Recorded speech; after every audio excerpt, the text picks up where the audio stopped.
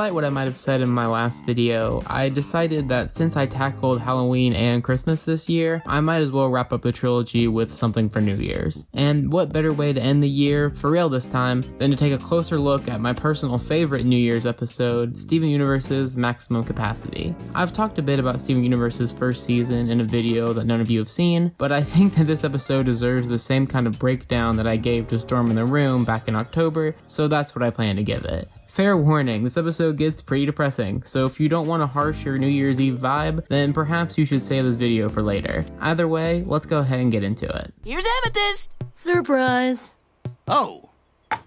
The episode opens with a conversation between Greg and Steven about the upcoming fireworks, as it's revealed to be the day before New Year's Eve. Their conversation occurs while they are carrying back a failed cutout of Greg that promotes his, quote, summer wax special. There's some oddly phrased stuff about Steven holding up Greg that will make sense later in the episode, but for now, the show introduces us to the main setting for the episode, Greg's packed storage unit, which has remained uncleaned and unsorted since Rose's passing. Out of all of the symbolism in this entire episode, there's perhaps none as straightforward as the junk in the unit representing Greg's mental Rose-related gunk, as Greg has just decided to let it pile up and get worse and worse. But right before the new year, Greg decides, with the help of Steven, to finally get rid of past junk and move forward. Luckily, Steven knows just the gem to deal with at least the physical trash, but he decides to bring Amethyst anyway. At this point in the series, the only connection that the audience is aware of between Greg and Amethyst is that they're both the goofy caretakers of Steven, but it's clear from the onset of this episode that there's more going on between them. Hey man, it's cool.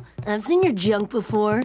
Anyway, Greg and Amethyst begin to work through everything in the storage unit, with Amethyst stopping Greg from being able to move on from his past items, claiming that he can't just get rid of them. We'll get back to Amethyst stopping Greg from being able to move on in a second, but first, Steven finds a pile of old books, which is of interest to him as he's picked up reading since being banned from TV for 1,000 years in Fusion Cuisine, an episode that's existence is so damaging to the show that the ripple effects of Alexandrite's unceremonious reveal can be felt for literal seasons, but that's a story for a different video I'll never make. The book Steven lands on is a book seemingly about a human man falling in love with an alien woman, further adding to this already clear idea that the stuff in the storage unit represents Greg's past with the gems before Steven. The broken photo with Rose showcases this too, as well as setting up the eventual sweet ending to this thing. Amethyst is immediately really irked by the photo of Greg and Rose, and thus conveniently finds the fictional series that the rest of this episode is built around, Little Butler. While I would love to pretend that it's obvious that Little Butler is actually about gem society and how powerful gems force newborn gems to serve them, I can't convince myself that this was anything resembling intentional. I will say though, breaking from the analysis format of this video for a second, that the Little Butler intro is absolutely hilarious and perhaps one of the funniest jokes in the series. Anyway, back into the whole baggage thing, Greg is immediately sucked back into the show by Amethyst, with there being implications that this isn't the first time that Greg has neglected being a good father because of this show and because of Amethyst.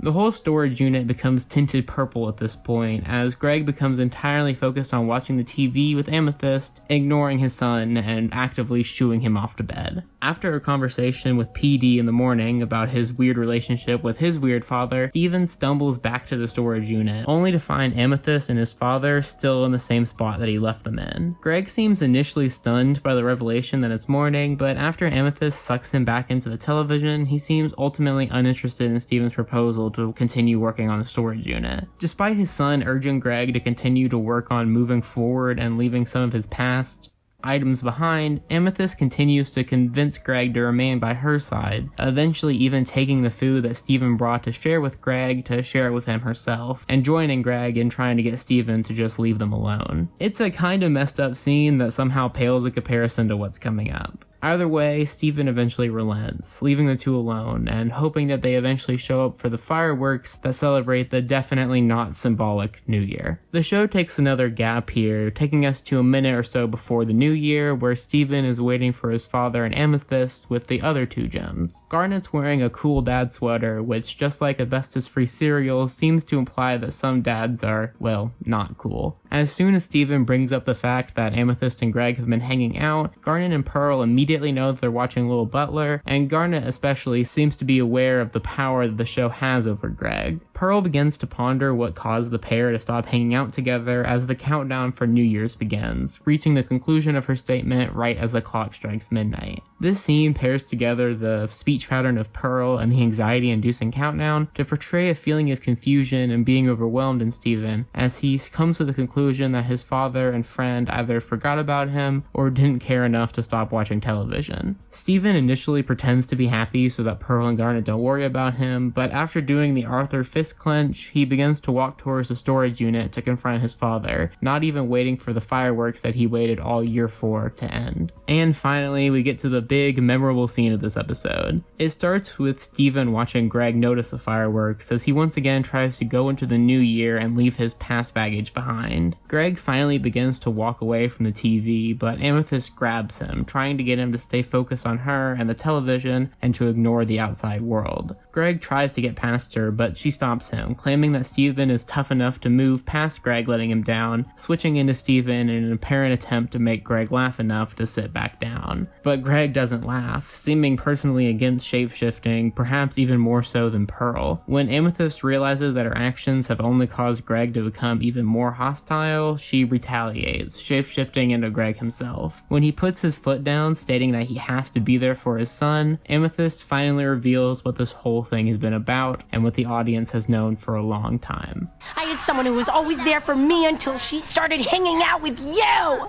Before Amethyst is even done saying this line, Greg already knows what's coming, as the most striking image of the episode, and perhaps the season, begins to unfold. Greg pleads with Amethyst to not do what she's considering, but it's too late, as she's already made up her mind. As Amethyst begins to torment Greg with the image of the dead mother of his child, he's able to turn his head away and try to calm her down. Steven, on the other hand, is not, staring directly at the closest thing to his mother that he'll ever see, and watching one of the people he loves the most torture another. It's a really messed up scene that feels as uncomfortable as anything else in the show, as Steven eventually has enough, climbing up to confront the pair only to catch a glimpse of his mother's face, as his emotional peril becomes great enough to cause a disruption in the television. Amethyst immediately snaps back to her normal form after this, looking ashamed and horrified with what she's done, while Greg realizes the trauma he's inflicted onto his son. Steven then launches into a speech furthering the metaphor of the junk in the storage unit representing Greg and Amethyst's past.